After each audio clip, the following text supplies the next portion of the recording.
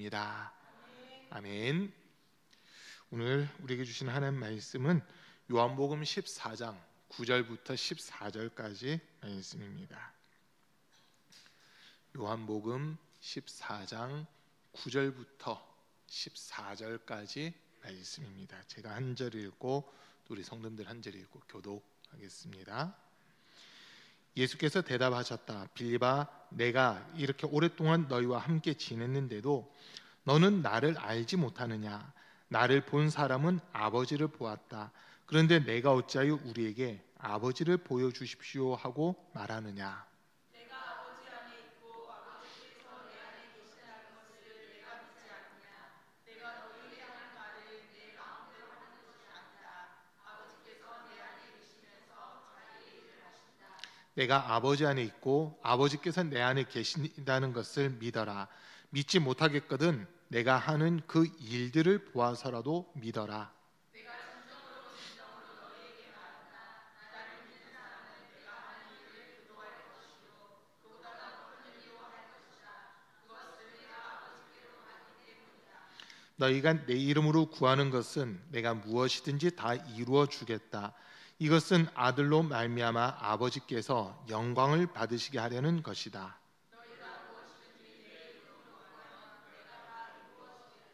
아멘. 오늘 날씨 추운데 고생들 많이 하셨습니다. 오늘도 주님 앞에서 함께 예배드리는 우리 모든 성도님들 삶 속에 주님 주시는 신령한 은혜와 은사와 복이 늘 충만할 수 있기를 간절히 축복합니다. 지금 자리에 앉으셨는데 되게 재밌게 앉으셨어요. 제가 볼 때 이쪽은 다 남자분들 앉으셨고요, 여긴 여자분들 앉으시고 가운데교회 와서 처음 보는 장면입니다. 남자 여자석이 이렇게 딱 구분이 돼버린 거는 처음 보는 장면입니다. 재밌어가지고 지금 갑자기 웃음이 딱 나오더라고요. 지난 주일에 이제 우리가 기도에 대한 말씀 이렇게 들었습니다. 누가복음 18장에 있는 말씀을 기준으로 해서 한 과부가 자기의 그 억울함을 해결하기 위해서 재판장에게 밤낮 없이 계속 매일매일 찾아가면서 그 억울함을 호소했을 때 이 불의한 재판관, 하나님도 두려워하지 않고 사람도 두려워하지 않던 그 재판관이 내가 이 재판을 잘못했다가는 이 여인이 계속해서 나를 괴롭히겠다, 내가 이 원만큼은 반드시 들어줘야 되겠다고 하면서 하는 그 말들을 우리가 들었습니다. 하나님께서는 자녀된 우리가 구할 때 가장 좋은 것으로, 가장 선한 것으로, 가장 복된 것으로 응답해 주시려고 하시는 이런 모습들 우리가 좀 살펴봤고요. 그러면서 이제 기도하지 않는 이유, 예수 믿는다라고 하면서 신앙생활을 한다라고 하면서도 많은 성도님들이 기도하지 않는 이유가 뭐 바빠서가 아니에요. 바빠서 그거는 사실 핑계고, 진짜 기도하지 않는 이유는 믿지 않기 때문이다라고 하는 이런 말씀을 전했습니다. 그리고 또 더 나가서 이제 디모데전서 2장에 있는 말씀으로 해서 기도의 종류들이 여러 가지 있다라고 하는 걸 들었습니다.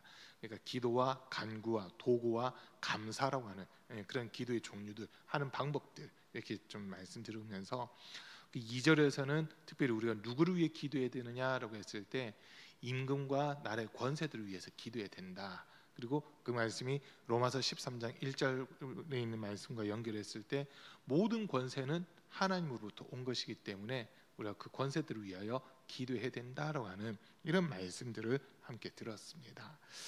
오늘도 이제 역시 기도에 대한 말씀 계속해서 이어듣는데요. 오늘 우리가 읽은 말씀 14장, 요한복음 14장을 보면 앞부분에서는 1절에서 예수님이 이런 말씀하세요.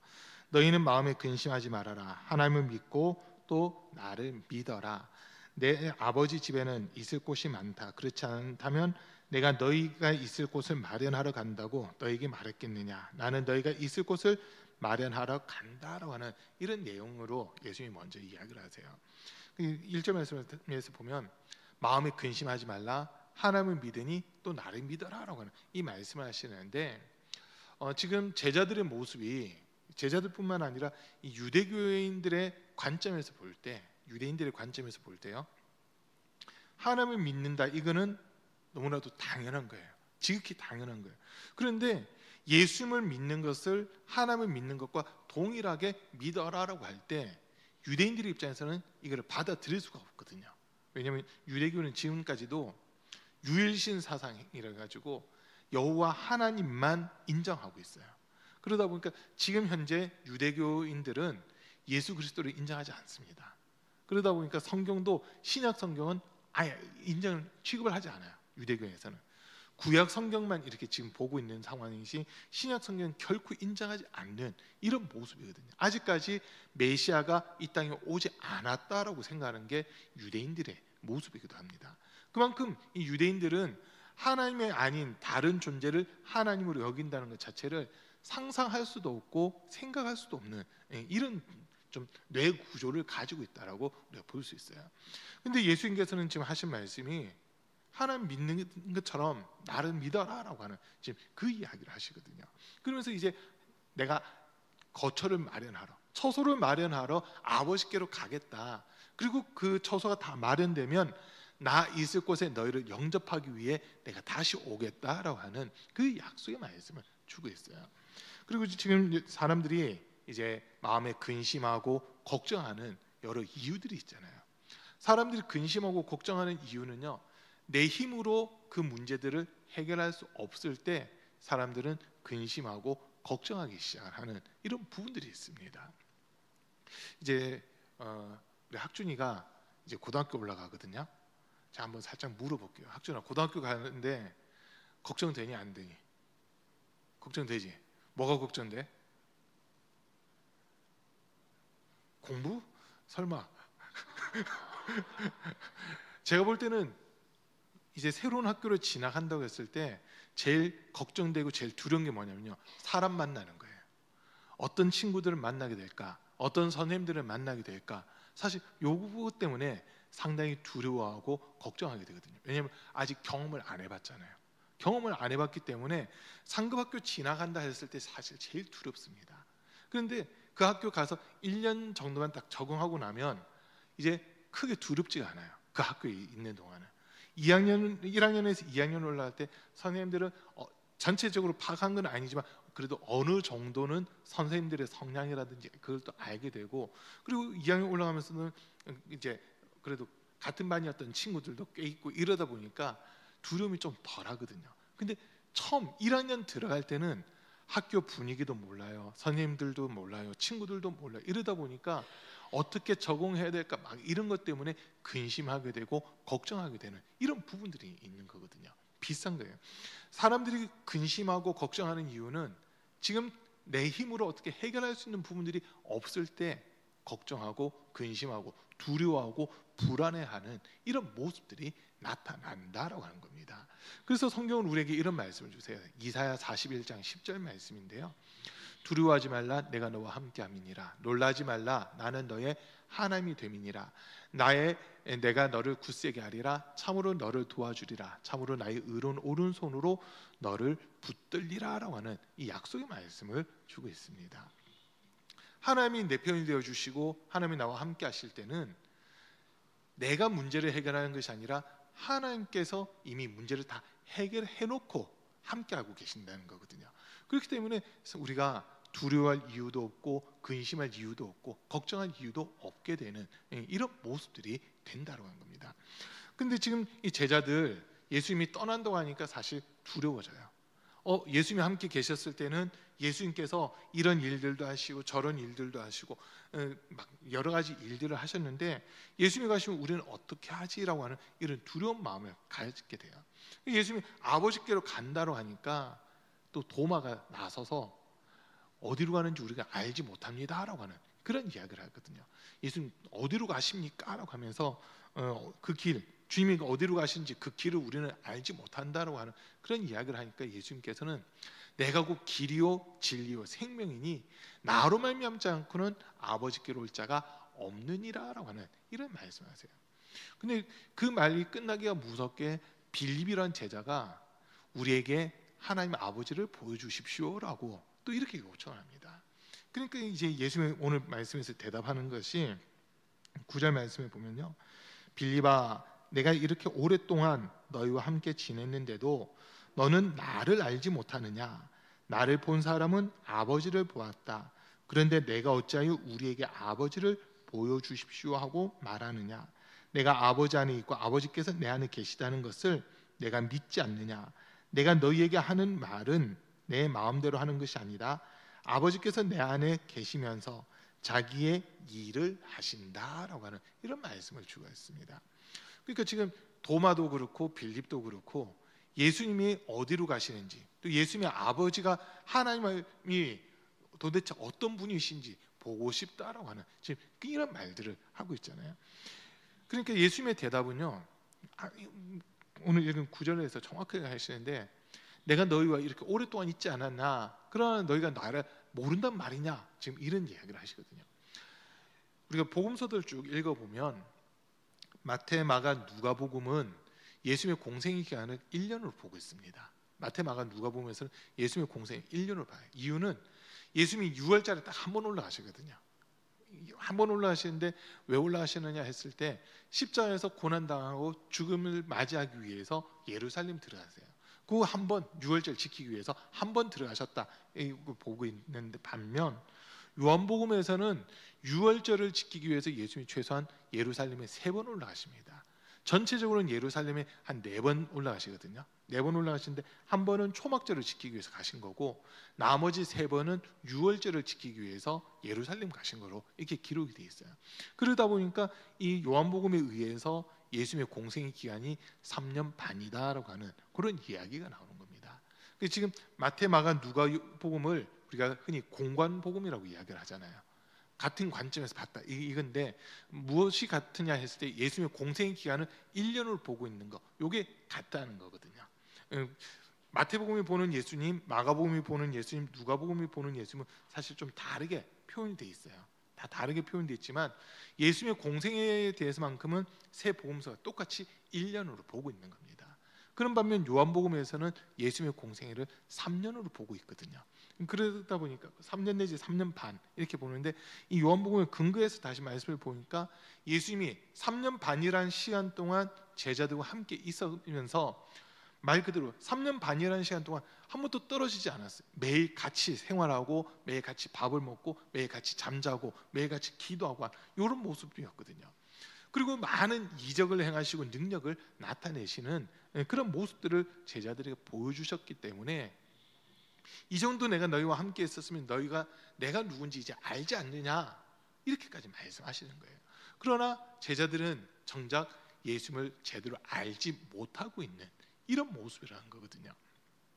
제가 오늘 이 구절 말씀을 보면서 혹시 우리의 모습이 이 제자들 도마라든지 빌립과 같은 모습은 아닐까라고 하는 이 질문을 하게 되더라고요. 우리가 신앙생활 한 지는 오래됐어요. 지금 이 자리에 계신 분들이 대다수 아마 신앙생활 하신 지 오랫동안 이렇게 신앙생활을 해오셨을 거예요. 어떤 분들은 모태신앙인 분들도 계시고, 어떤 분들은 아주 어렸을 때부터 신앙생활을 하신 분들도 계시고, 그러다 보니까 우리 권사님들 같은 경우는 수십 년 신앙생활을 하신 그런 모습들이 있는데, 혹시라도 교회는 오래 다니고 신앙생활을 오랫동안 했는데 이 빌립처럼 또는 도마처럼 진짜 우리가 예수님을 제대로 알지 못하고 이렇게 살아가고 있는 건 아닐까, 이런 질문이 주어지더라고요. 왜 그럴까 했을 때 그거는 인격적으로 주님을 만난 체험이 없으면 사실 교회 오래 다녔어도 예수님을 모른다라고 말할 수밖에 없거든요. 지난 주일날 이제 오후 예배 드리기 전에 저 사무실에서 몇몇 분들은 이렇게 같이 얘기를 하다 보니까 제일 큰 주제가 자녀에 대한 주제를 가지고 이렇게 이야기들 하시더라고요. 쭉 이야기를 듣다 보니까 공통점들이 있었어요. 그 부모님들은 자녀에 대해서 너무나도 믿고 있다는 거예요. 자녀들이 잘못된 행동을 해서 학교라든지 경찰서에서 만약에 연락이 오잖아요. 부모님들의 첫 번째 반응, 우리 아이는 절대 그럴 아이가 아니에요라는 거예요. 우리 아이는 절대 그럴 아이가 아니라는 거예요. 근데 정작 김상철 권사님이 얘기를 해주시는데, 경찰서에서 이렇게 보면 우리 아이는 절대 그럴 아이가 아니에요 하는데 그 아이가 주동자라는 거예요. 그 아이가 주동자라는 거예요. 이 아이 때문에 주변 아이들이 나쁜 거 다 배우게 되고, 이 아이 때문에 주변 아이들이 피해를 보는 이런 일들이 상당히 많다, 그런 얘기를 하시더라고요. 그런데 실제 그런 경우가 상당히 많이 있다라고 그러더라고요. 부모님들은 철떡같이 믿어요. 내 아이는 절대 그럴 아이가 아니라고. 그 이야기를 듣고 나서 이제 제가 혼자 저희 아이들 살짝 봤어요. 이 아이들이 집에서의 모습과 학교에서의 모습이 같을까 다를까 막 살짝 걱정도 되더라고요. 학준아, 어떻게 집에서의 모습과 학교에서의 모습이 같냐 다르냐? 진짜 믿어도 돼? 동준아, 너는 어떠니? 아니, 갔다고 하니까 믿어야 될 것 같아요. 근데 부모님들이 볼 때 내 자녀는 절대 문제 일으키는 애가 아니라는 거예요. 그런데 정작 문제 일으켰다고 해서 가보면 내 아이가 주동자가 돼 있거든요. 그럴 때마다 부모님들 하는 얘기는 우리 아이가 이런 아이가 아닌데 친구 잘못 만나서 이러거든요. 근데 피해자들 이야기를 들어보면 아니에요. 얘가 주동자예요. 모든 사건의 주동자가 얘거든요. 근데 부모님은 절대 내 아이는 아니라고 그렇게 믿고 있다는 거죠. 그런 모습을 보면서 혹시 그런 모습, 나는 알고 있다 생각했는데 진짜 잘 모르고 있는 그런 모습으로 우리가 신앙생활하고 있는 건 아닌가, 이런 생각을 좀 하게 됐습니다. 오늘 이 자리에 나오신 우리 사랑하는 성도님들은 빌립처럼 너 아직도 나 모르니 이런 소리 듣는 자가 아니라 너가 정말 나를 알고 있고 너가 정말로 나를 사랑하고 있구나라고 예수님께 인정받을 수 있는 우리 성도님들 될 수 있기를 축복합니다. 자, 그러면서 이제 예수님이 하신 말씀이 뭐냐면요, 너희가 나를 봤으면 이미 내 아버지를 본 거야. 나를 믿으면 내 아버지를 믿는 거고 나를 봤으면 내 아버지를 본 거야. 내가 하는 일을 하면 내 아버지 일을 하는 거야 라고 하면서 예수님은 자신과 하나님 아버지를 동일시하고 있는 지금 이런 모습들을 설명을 하고 있거든요. 제자들이 들을 때는 사실 이해가 안 되는 거야. 아까 말씀드렸잖아요. 유대교인들의 관점에서는 여호와 외에 다른 신을 둬서는 안 된다, 이 말 때문에 예수 그리스도께서 하나님의 아들이시다, 하나님과 동등한 분이시다라고 하는 것을 인정은 하고 싶지만 사실 인정했다가 유대교에서 출교당할 수 있는 그런 위험한 상황들이 지금 놓여져 있거든요. 그러다 보니까 섣불리 얘기를 못하는 거예요. 섣불리 이야기하지 못하는 거예요. 그러니까 예수님이 얼마나 답답해서 하신 말씀이, 너희가 진짜 못 믿겠으면 내가 하는 일을 보고서라도 나를 믿어라라고까지 그렇게 얘기하시는 거거든요. 예수님이 이 땅에서 하셨던 일들, 뭐 뒤에도 나오는데 어마어마한 일들을 하시잖아요. 죽은 자를 살려요. 병든 사람을 고쳐요. 오병이어로 5,000명 넘는 사람들을 먹여요. 무리를 걸으시고 바람과 파도를 잠잠케 하시는 막 이런 일들을 하시면서 또 귀신을 쫓아내고 막 이 여러 질병들 고치시는 그런 일들을 예수님이 하시거든요. 그 일을 보고서라도 나를 믿어라라고 하는 지금 이런 말씀까지 하시는 겁니다. 그 일들, 예수님이 하셨던 모든 일들을 보면 소위 우리의 이성을 초월하는 그런 일들을 행하시거든요. 성경에 나와 있는 많은 이적들, 기록들이 사실은 우리의 이성을 초월하고 우리의 논리를 초월하는 그런 일들이잖아요. 우리의 논리를 초월했다고 해서 이게 뭐 비논리가 아니에요. 비논리가 아니라 초월적인 논리, 이렇게 표현해야 되고요. 이성적으로 이해할 수 없다고 해서 비이성적인 것이 아니라 초월적인 이성, 우리의 이성 초월한 그런 것들이 하나님의 능력이다라고 하는 거거든요. 우리는 우리가 가지고 있는 이 틀 안에 딱 갇혀가지고 이 틀에서 벗어나면은 큰일 나는 줄 아는 사실 그런 모습들이 많이 있잖아요. 근데 이 틀을 깨야 더 넓은 세상을 사실 경험할 수 있는 그런 부분들도 있거든요. 우리가 신앙생활을 한다고 하면서도 예수님을 교회는 왔다 갔다 하고 신앙생활을 해요. 신앙의 연수도 오래됐어요. 그런데도 불구하고 정작 한번 나 자신에게 물어보세요. 나 정말 예수 믿는 사람 맞는가? 예수 믿는 사람 맞는가라는 것을 우리 자신에게 물어보잖아요. 그러다 보면 어느 순간 우리의 믿음 없었음이 드러나게 되거든요. 사람들 앞에서는 정말 믿음 있는 것 같이 행동하고 교회 생활 오래 했으니까 그래도 내가 믿음 생활 한다라고 자부하고 있는데 사람들 앞에서가 아니라 하나님 앞에서 내가 정말 믿음을 인정받을 수 있느냐라고 했을 때 진짜라고 인정받을 만한 사람이 얼마나 될까? 이 질문들이 사실 주어지더라고요. 항상 그 질문이 주어지거든요. 지금 우리나라의 뭐 기독교 인구가 100만이라고 이야기를 하잖아요. 기독교 인구가 100만이에요. 그러면 마음 같아서는 그 100만 명이 다 구원의 기쁨과 감사가 넘치고 정말 천국에 대한 소망을 품고 예수 믿는 사람답게 이렇게 살아가야 되는데, 진짜 예수 믿는 사람은 그중에 몇 명일까라고 하는 이 질문을 해본다면 상당히 적은 숫자가 나올 것 같아요. 상당히 적은 숫자가 나올 겁니다. 지금 1000만이라는 숫자 속에는요, 사실 이단들도 많이 포함되어 있어요. 이단들이 포함되어 있어요.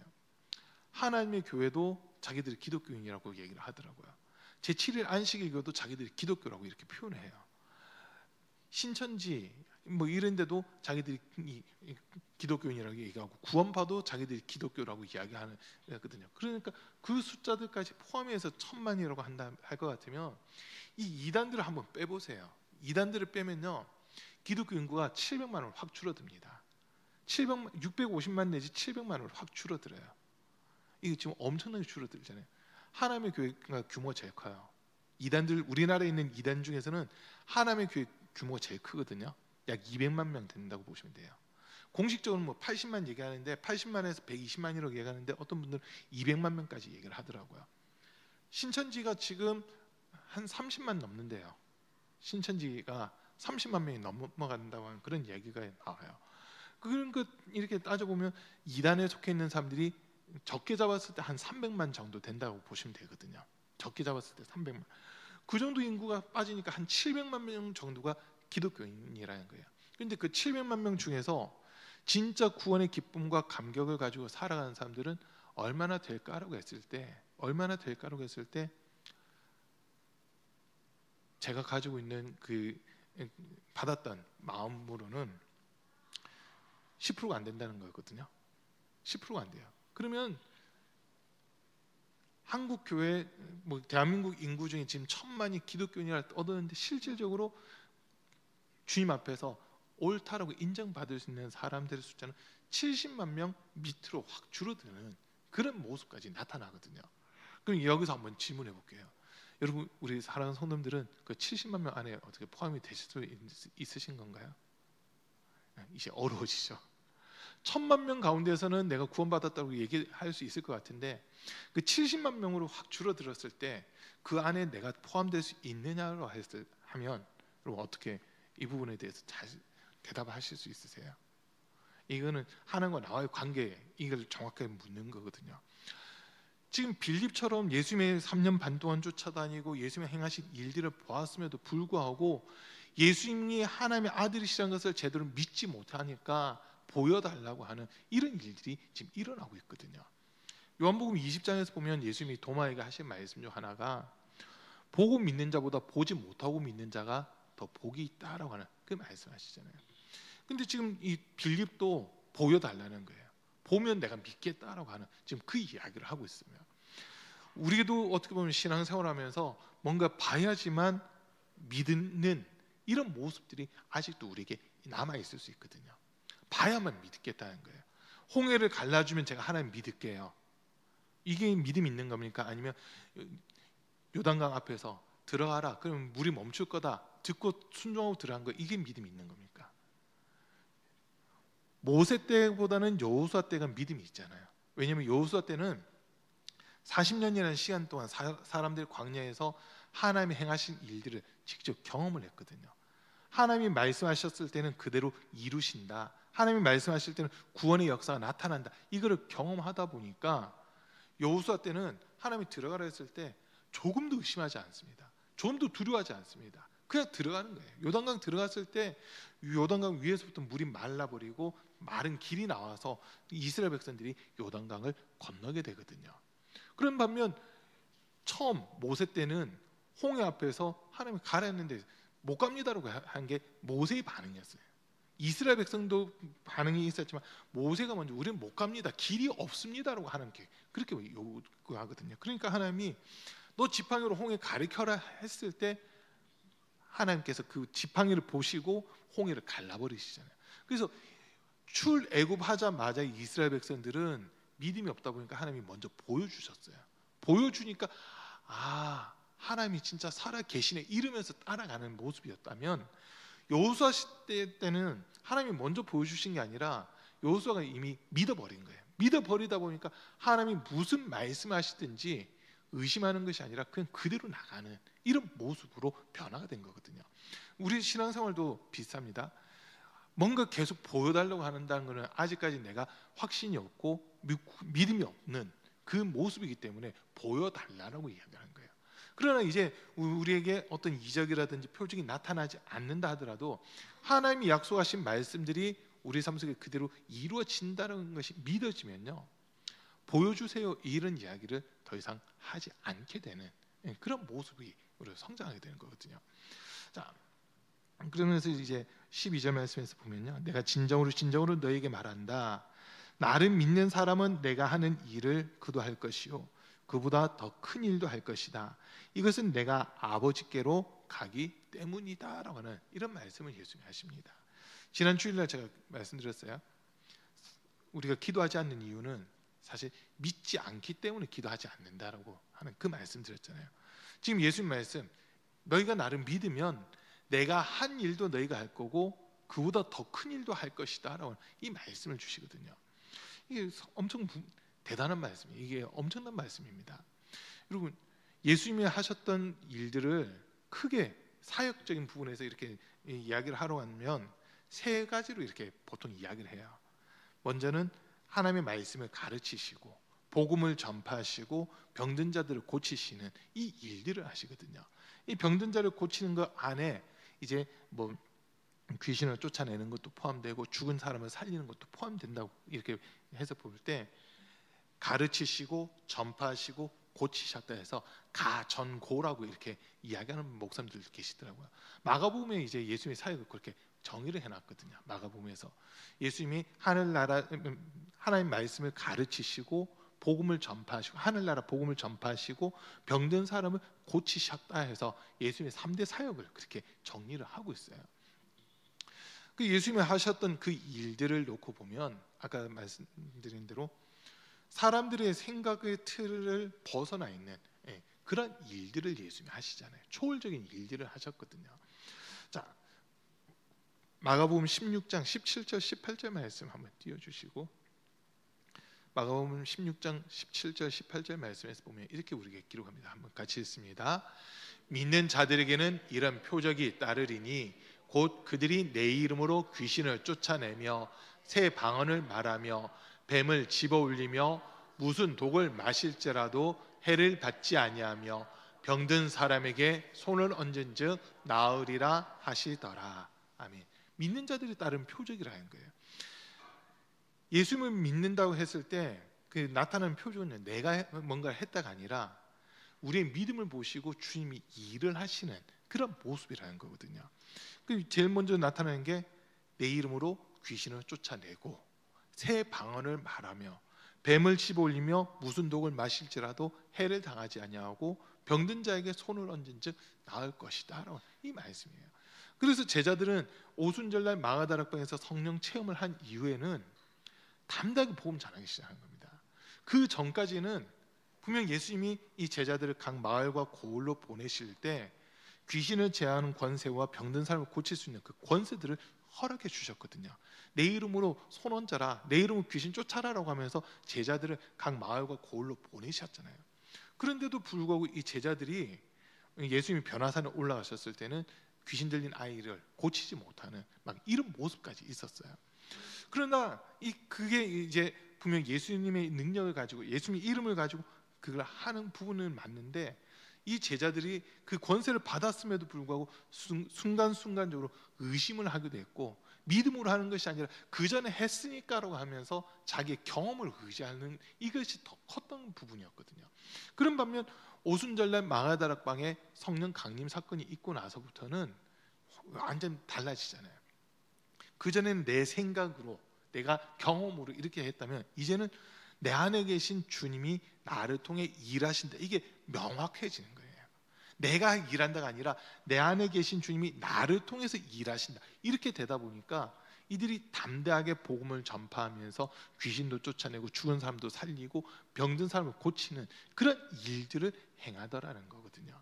자, 예수님이 행하셨던 그 일보다 더 큰 일도 한다라고 하는 이 말씀을 주시는데 예수님이 하신 일들은 그냥 어떤 사람들에게 인기를 얻기 위한 이런 일들이 아니라 예수님이 하신 일이 주의 일이에요. 하나님이 일을 하시는 거예요.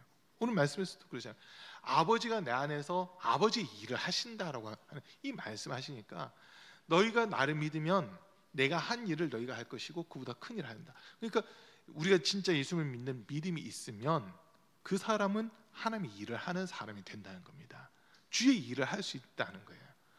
저와 여러분들 하는 모든 일들이 주의 일이 돼야 된다는 거거든요.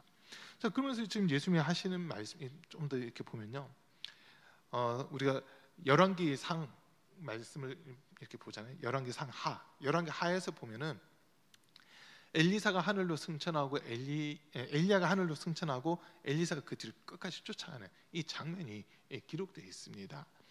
길갈에서 베델로, 베델에서 여리고로, 또 여리고에서 요단으로 이렇게 옮겨 다니면서 너는 여기 머물러라, 하나님이 나를 오라 하신다. 내가 하나님의 살아계심과 선생님의 살아계심을 두고 맹세하노니 선생님이 가는 곳이면 어디든지 따라가겠습니다 하면서 엘리사가 끝까지 따라 나서요. 그리고 요단강을 같이 건넜을 때 엘리야가 마지막으로 들림바다 올라가기 전에 마지막으로 엘리사에게 하는 말이 무엇이든지 하나만 요청해라. 내가 줄 수 있는 건 주겠다라고 하거든요. 선생님의 영감이 갑절이나 내게 있기를 원합니다라고 하는 요구를 하잖아요. 그래서 이제 너가 참으로 어려운 걸 구한다. 그건 내가 줄 수 있는 게 아닌데 어쨌든 내가 하늘로 올라가는 것을 너가 끝까지 보면 나에게 있는 영감이 너에게 더하여질 거다라고 하는 그 이야기를 하면서 엘리야가 올라가거든요. 그때 엘리사가 막 부르짖잖아요.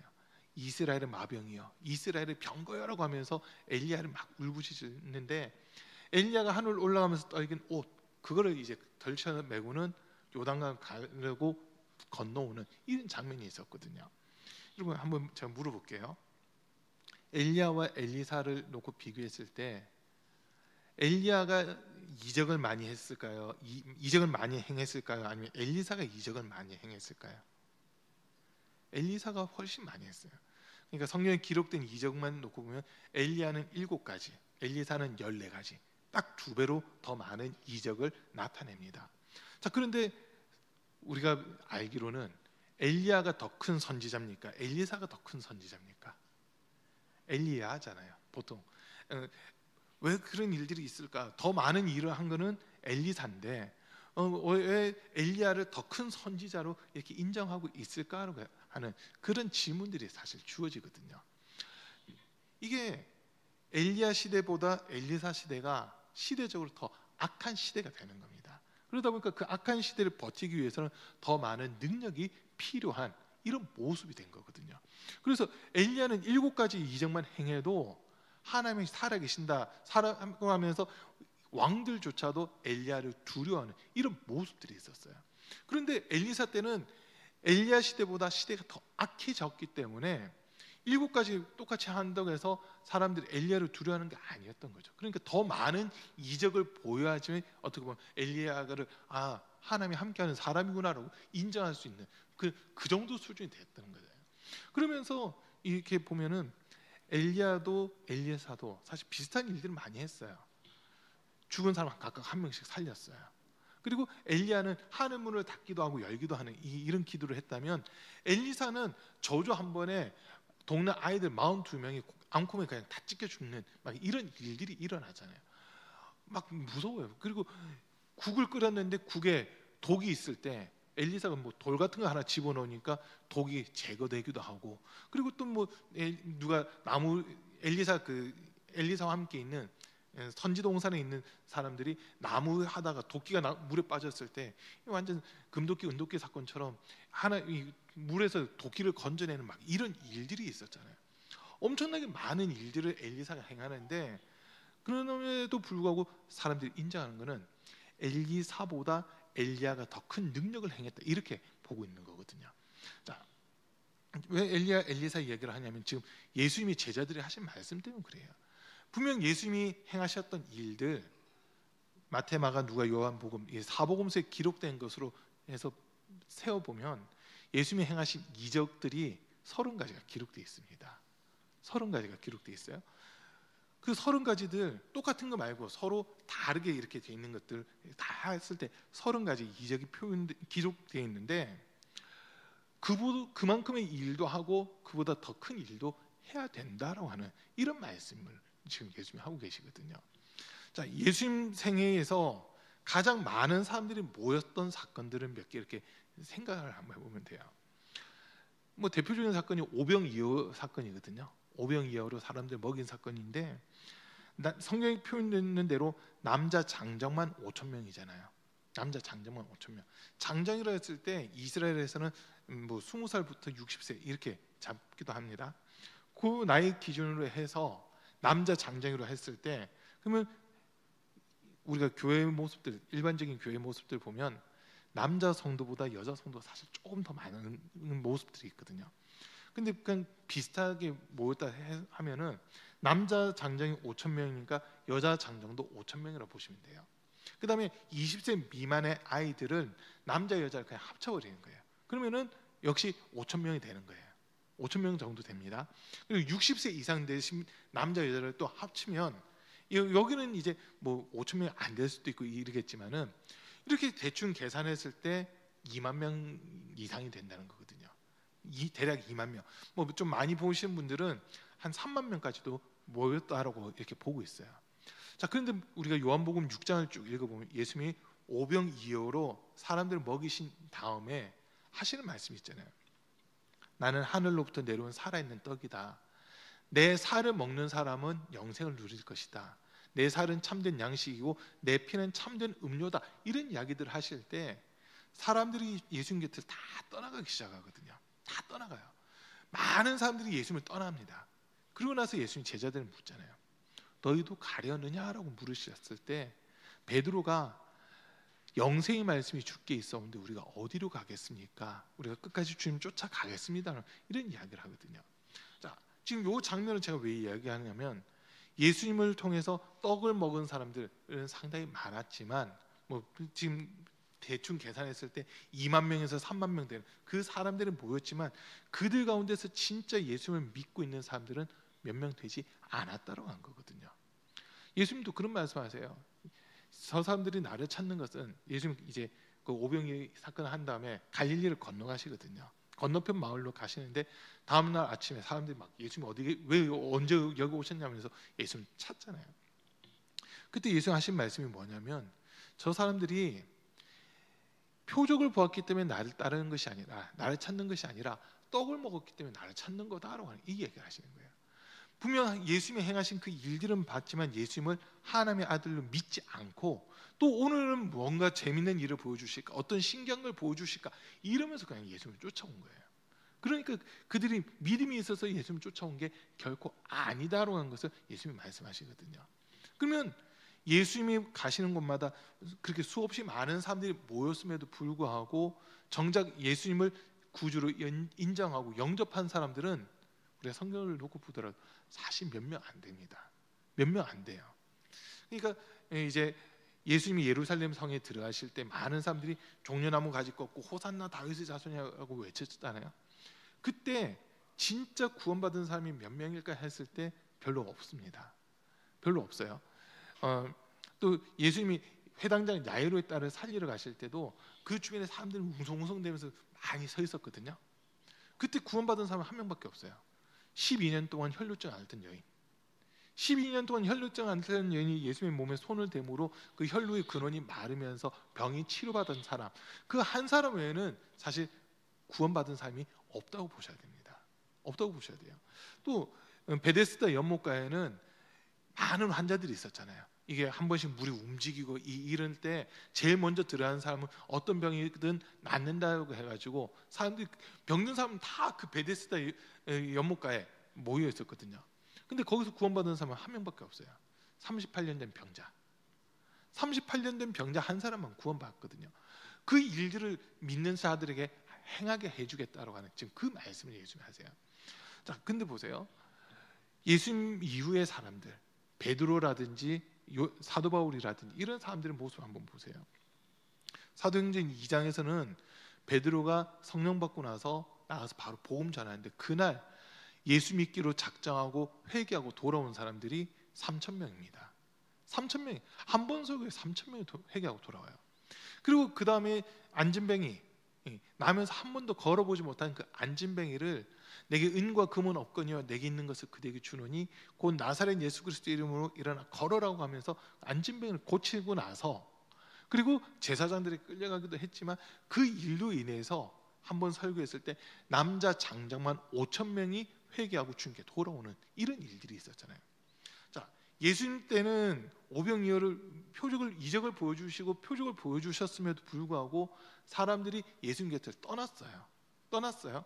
자, 그런데 베드로가 성령 받고 나서 말씀 전했을 때, 복음을 전했을 때 진짜 돌아온 사람들, 회개하고 돌아온 사람들이 한 번에 3천 명, 한 번에 5천 명 막 이렇게 돼버렸거든요. 그러면 이 교회 성장이라고 하는 관점에서 볼 때, 예수님은 순간적으로 많은 사람은 모였지만 사실 떠나간 사람들이 더 많았다고 볼 수 있고, 베드로는 오히려 그 떠나갔던 사람들도 다시 돌아오게끔 하는 이런 부분들이었다고 볼 수 있거든요.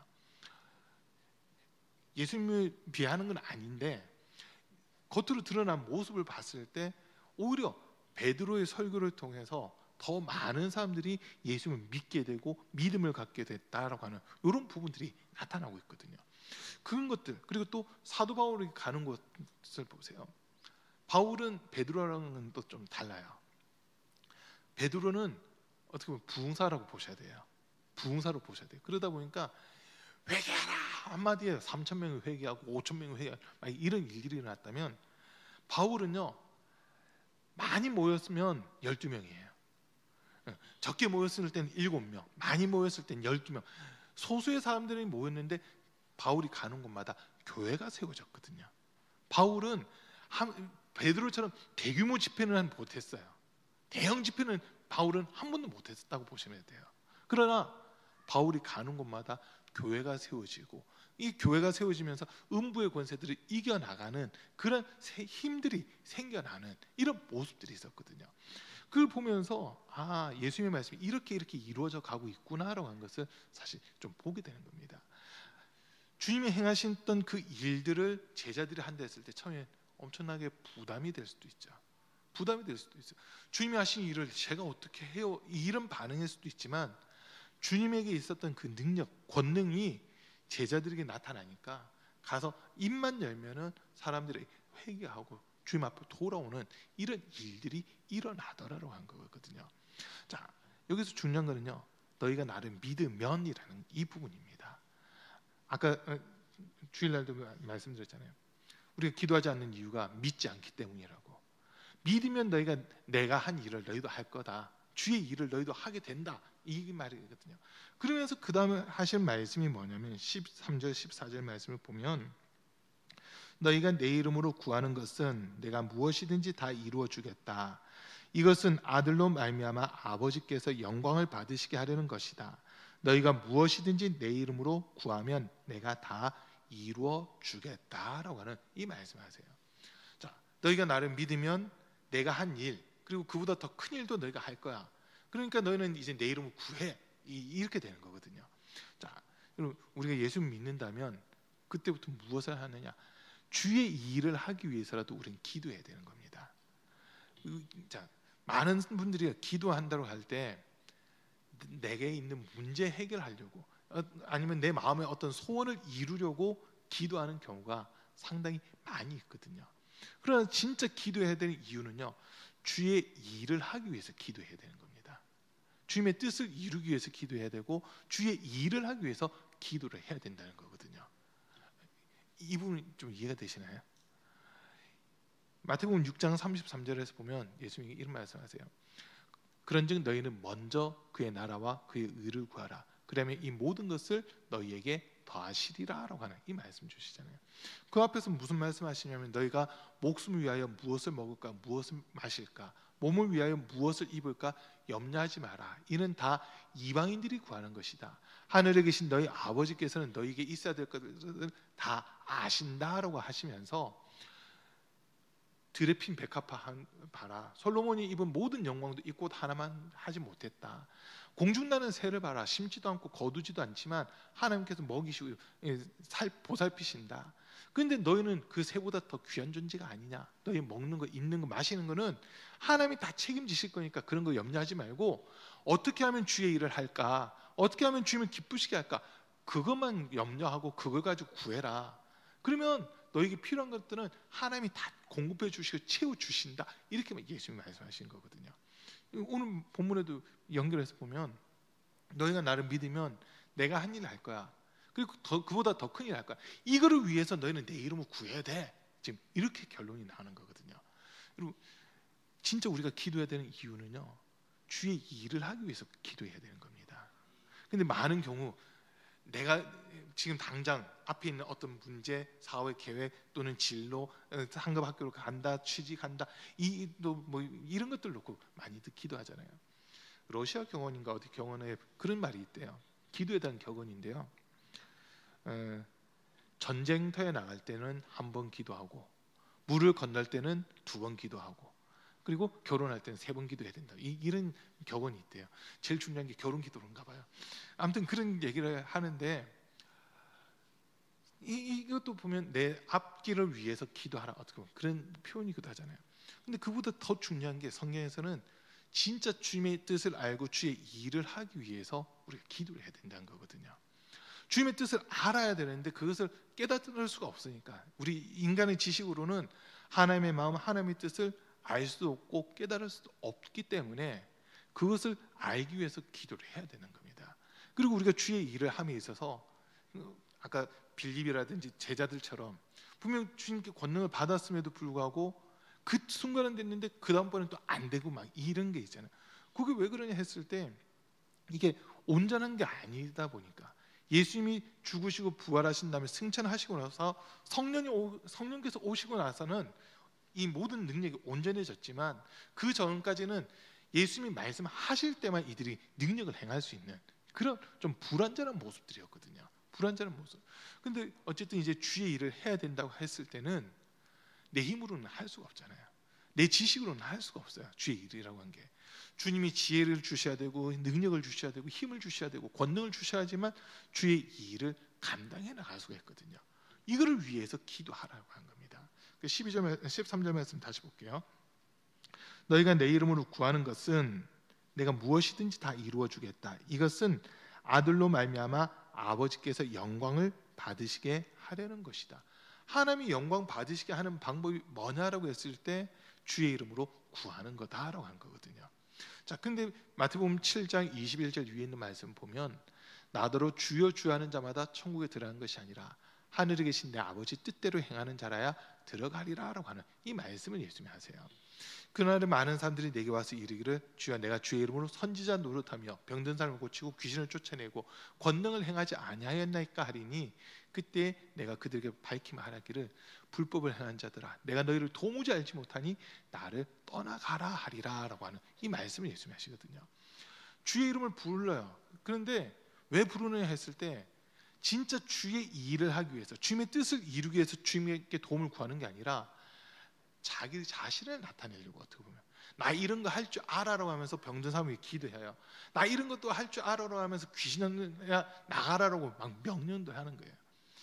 그리고 귀신은 진짜 귀신같이 합니다. 우리가 믿음이 있는지 없는지 귀신은 진짜 귀신같이 알아요. 누가복음 19장에서 보면 제사장 스게와의 7 아들들이 귀신 쫓는 그 내용이 나오거든요. 그 당시 좀 그런 사람들이 많이 있었던 거죠. 근데 바울이 귀신 쫓는 모습을 보고는 흉내를 내는 겁니다. 스게와 제사장의 7명의 아들들이 귀신 들린 사람을 일부러 찾아가서 바울이 이야기하던 그 예수 이름으로 명령하니 더러운 귀신아 그 사람에서 나가라고 막 외치거든요. 그러니까 귀신이 껄껄대면서 웃으면서 하는 소리가 너는 누구냐? 내가 예수도 알고 바울도 아는데 너는 누구냐라고 이래버리거든요. 믿음 없이 예수 이름 막 사용하는 건 불법이라는 거예요. 믿음 없이 예수 이름을 사용하는 건 다 불법입니다. 이거 웃기지 않아요? 이거? 귀신이 예수도 알고 바울도 안 돼요. 그런데 이 스게와 제사장의 아들들 보고 니들은 도대체 누구냐고 하면서 이 이름 묻거든요. 이 귀신들이 그런 반응 보일 때가 있어요. 진짜 그런 반응 보여요. 누가 알아 하면 안다고 그러거든요. 그럼 그분들은 되게 천국에서도 유명한 분이라는 거예요. 네, 그런 경우가 종종 있어요. 근데 어쨌든 우리가 진짜 믿음이 있으면 이 땅에서 무명한 것 같지만 영적 세계에서는 유명한 자가 될 수도 있고요. 반대로 믿음이 없잖아요. 이 땅에서는 유명한 자 같은데 영적인 세계에서는 무명한 자가 될 수도 있는 그런 부분들이 있거든요. 오늘 함께 예배드린 우리 사랑하는 성도님들은 영적인 세계에서 유명한 자 될 수 있기를 축복합니다.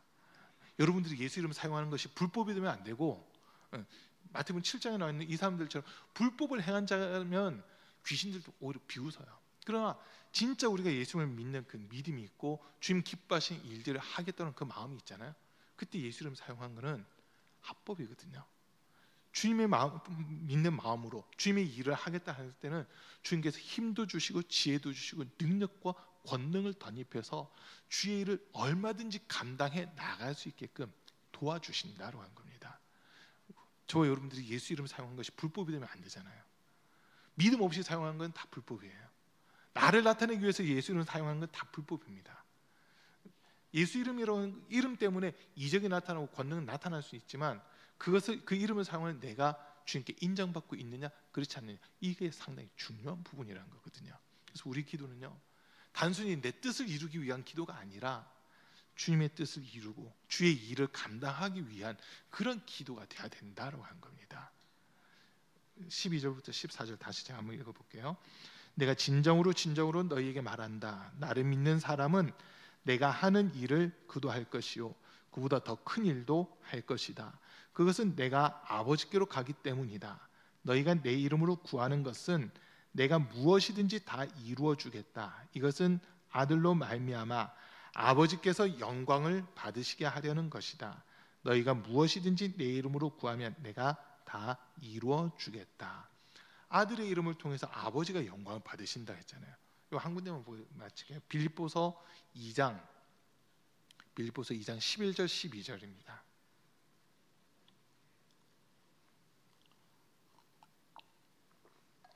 빌립보서 2장 11절 12절 같이 한번 읽겠습니다. 11절 말씀 10절부터 볼게요. 10절부터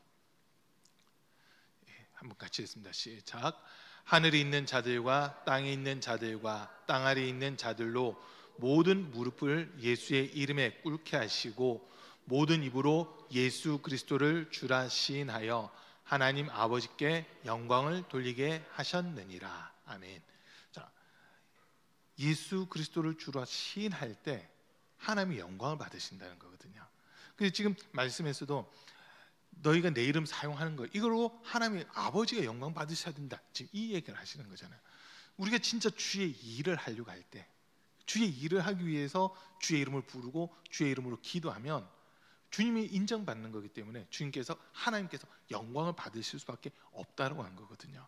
근데 주의 일도 아니고 단순히 나의 만족, 유익, 문제 해결, 뭐 앞길을 열어주는 거 이런 것들로만 기도하잖아요.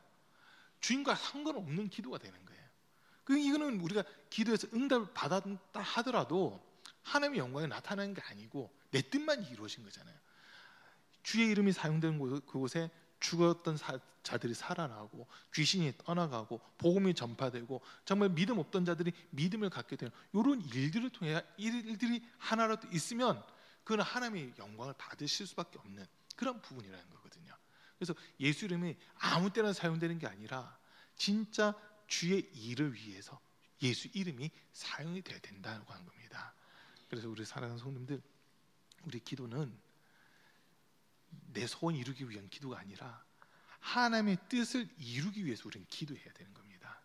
하나님의 뜻을 이루기 위해서 성령의 지혜와 지식과 분별력, 영적인 권위, 능력 이거를 우리가 구해야 된다고 한 거거든요. 그렇게 할 때 하나님은요 너가 그의 나라와 그의 의 하나님의 나라와 하나님의 뜻을 위해 구하고 있네. 너에게 필요한 거 내가 다 공급해 줄게 채워줄게 라고 하나님이 일을 하시는 이런 모습들이 나타나게 되는 겁니다. 그래서 우리 성도님들 삶 속에 정말 주님이 함께 하시고 주님이 주목하시고 주님 기뻐하시는 그런 일들이 가득할 수 있기를 주님으로 간절히 축복합니다. 우리 찬송가 91장 슬픈 마음 있는 사람 예수 이름 믿으며 한번 찬양하고 기도하겠습니다.